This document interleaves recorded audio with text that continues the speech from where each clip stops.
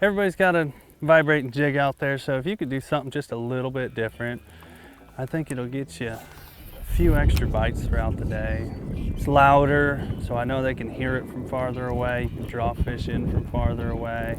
I think it's actually a tighter vibration too, because it's not hitting into lead. So when you got a lead head, it's gonna kind of absorb a little bit of the blade every time. Just like that. I saw that fish. He bit it and he just kind of hung out there for a second. I just dropped it back down. But yeah, just that tungsten head, man, I think it makes a difference. You know, whether it's just me, that tungsten head, it's got that louder sound, a little more vibration. I think it can definitely get you a few extra bites throughout the day. And anything you can do in fishing to give yourself more confidence, it's going to equate to more fish. That works.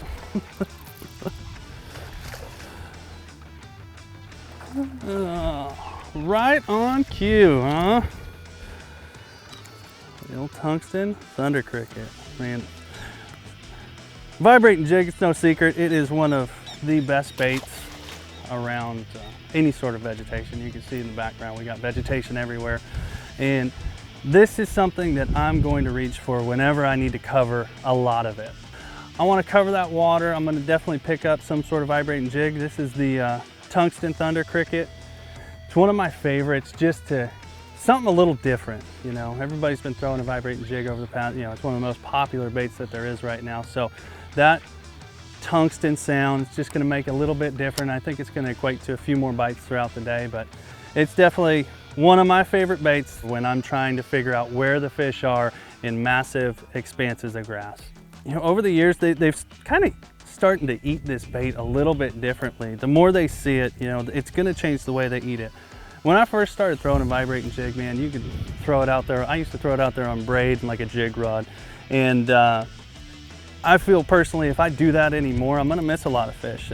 So the rod is actually really, really important. This is an Alpha Angler Chatterbound. It's just a composite 7'2". It's got a nice even bend to it. That's the most important thing. I think a fast tip on a vibrating jig like this is actually going to cause you to lose a couple more fish throughout the day just because of the way they eat it. They're not as aggressive towards a thunder cricket anymore, so you got to kind of have that rod that's got that load to it, because they're just going to a lot of them just kind of come up behind it, grab it and turn. It's not the aggressive bite. So rod, very important, kind of a composite 7'2", 7'3", whatever you're comfortable with. This is 17-pound Strike King Contra fluorocarbon. 17 or 20 pound test, whatever you're comfortable with. And I use a high-speed reel.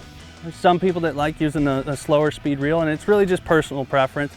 I like a high-speed reel because a lot of times I feel like those fish actually grab the bait.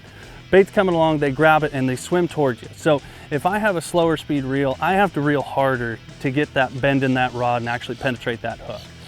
The faster speed reel, it's just easier for me to do that. So if I do have one come up behind me, I can, you know, grab that line quicker, load the rod, set the hook, and hopefully we're just reeling them in all the way to the boat.